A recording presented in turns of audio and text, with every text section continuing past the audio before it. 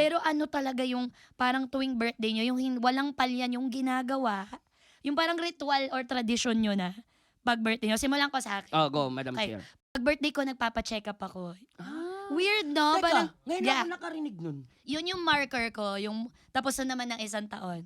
So lahat ng pangsarili, dun ko lang talaga parang nagagawa. Pero magandang point din yun, Madam Chair. Yeah. Kasi minsan, nabibisi tayo, di ba? Hindi natin mo mamalayan yung health kakalimutan. natin. Importante. Alam mo, idadagdag ko yan sa tradition ko pag magbe-birthday Ako nga ako. din. Papa-check up lang ako.